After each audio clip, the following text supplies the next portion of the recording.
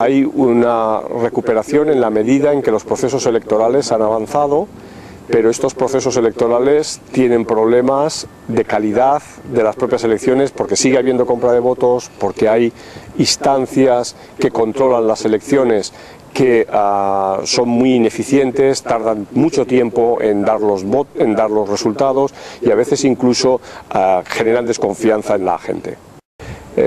Probablemente lo más preocupante en términos de la legitimidad es el deterioro de la confianza de la gente en las instituciones representativas, ¿no?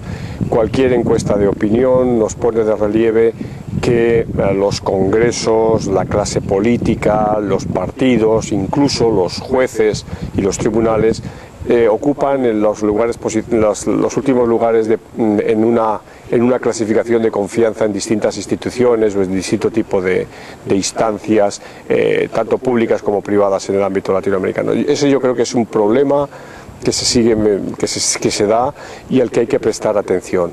Probablemente hay que incorporar para ello mecanismos de transparencia, por una parte, pero también unos mecanismos de rendición de cuentas más efectivos, en la medida que la gente pueda tener un seguimiento de la clase política y también de las propias instituciones y ver en qué medida se alejan de lo que prometen o se alejan de sus papeles, digamos, configurados institucionalmente.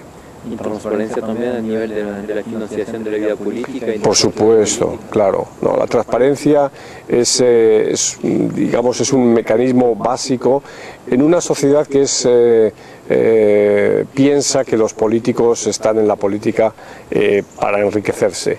Eso es verdad en una parte de la clase política, pero yo me atrevo a decir que es una parte relativamente pequeña. Es evidente que es la más sonora, la que más ruido hace, pero hay un gran número de políticos que están en la vida pública para servir y porque tienen vocación para ello.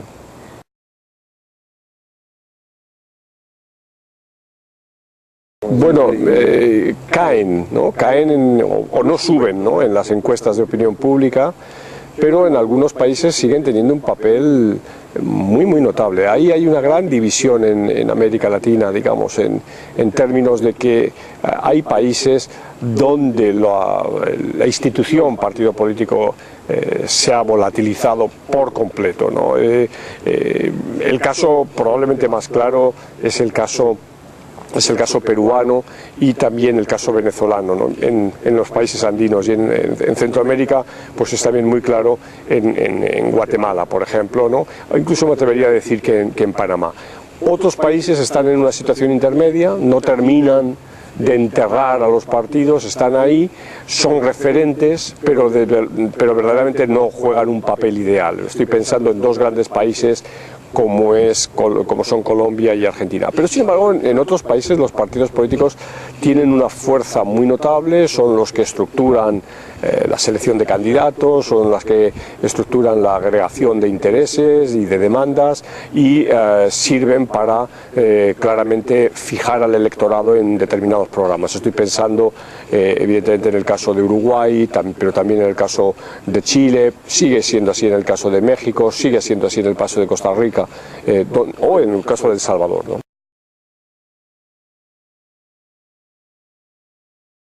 No me atrevo a decir que tanto. Es evidente que no me atrevería a decir, o sea, el verdadero cambio en las élites políticas, no solo a nivel de presidente, sino a nivel, por ejemplo, de las élites en el ámbito del legislativo y en el ámbito de las autoridades locales, ha sido en Bolivia. O sea, ese sí que es un cambio verdaderamente drástico y donde se ha producido una renovación muy notable. En el resto de los países no me atrevo a decir lo mismo. A nivel presidencial estamos en un momento en que prácticamente todos los presidentes elegidos en América Latina son personal político, diría, tradicional, en el sentido de gente que hizo su militancia en un partido político y que tuvo cargos de representación o cargos políticos antes. Probablemente la única excepción de lo que estoy diciendo es el presidente Mauricio Funes, ¿no?, en El Salvador, que era un hombre que no venía de la política, que venía de los medios de comunicación. Pero el resto de los políticos tienen una formación y tienen tienen una trayectoria política muy larga. Bien es cierto que algunos de ellos vienen de un sector, diría, no tradicional de la política,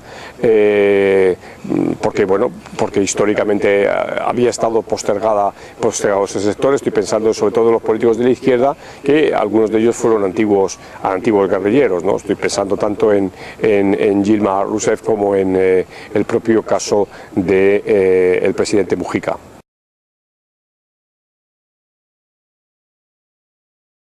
Bueno, es una tentación muy vieja, por eso se pusieron los mecanismos de no reelección. El ejemplo más típico y clásico siempre es la Revolución Mexicana y el lema aquel de sufragio efectivo y no reelección. En una política muy personalizada y con una tradición personalista y presidencialista muy fuerte, digamos que esto está ahí, parece que es muy difícil evitarlo. Se está evitando a través de las cláusulas de no reelección, por lo menos de 2 periodos, y yo diría que la moda reeleccionista fue de los años 90, ¿no? Es decir, y la inauguró, no olvidemos, Fernando Henrique Cardoso con el cambio constitucional en Brasil, al que siguió Argentina y demás, ¿no? Y entonces tenemos una situación de reelección, pero no es excesivamente, diré, escandalosa. Más me preocupa que no haya reelección, por ejemplo, en algún país importante, como es el caso de México o es el caso de Costa Rica, en el Congreso de los Diputados, ¿no? Porque yo creo que el Congreso es una instancia política que requiere de políticos profesionales, de políticos con trayectorias políticas sólidas y que con el permiso de los electores, bien es cierto, pero que puedan demorarse en su tarea pues 2, 3, incluso 4 legislaturas, porque ya digo, requieren de cierta especialización. Y prohibiendo la no reelección se evita esta especialización, y yo creo que eso es tiene un efecto negativo.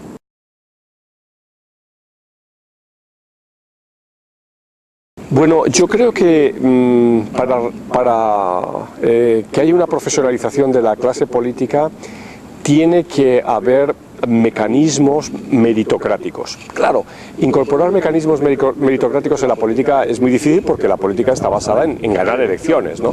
Pero no se puede examinar a un político, no se le puede introducir un concurso, ¿no? para seleccionar al personal político. Pero sí puede haber mecanismos meritocráticos a través de 2 mecanismos que son muy sencillos, ¿no? Uno es el conocimiento del currículum vitae del político, perfectamente divulgado a través de una página web donde los electores, los futuros electores puedan ver y constatar y comprobar si es verdad lo que dice, lo que ha hecho esta persona.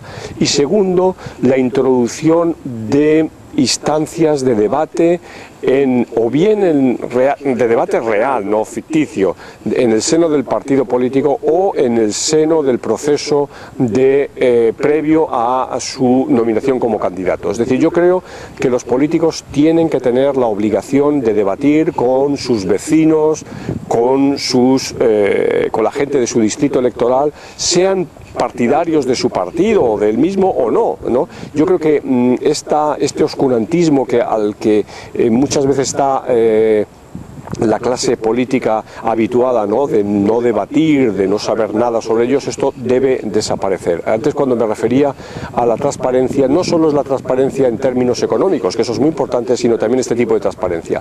Es decir, debemos saber si nuestros políticos hablan bien, si nuestros políticos están enterados de cuáles son los problemas reales de la gente. Este chiste que muchas veces se hace a los políticos, que luego resulta ser muy anecdótico y se comenta muchas veces, de preguntarle al político cuánto vale el billete de metro o el billete de autobús o la baguette, ¿no? Yo creo que esto refleja realmente la preparación del político, y como ciudadanos debemos exigir que los políticos en este sentido den la cara y saber de ellos, ¿no? Porque finalmente ellos luego van a recibir un mandato y, algo también muy importante, van a recibir un sueldo. Vamos a pagarles con nuestro dinero.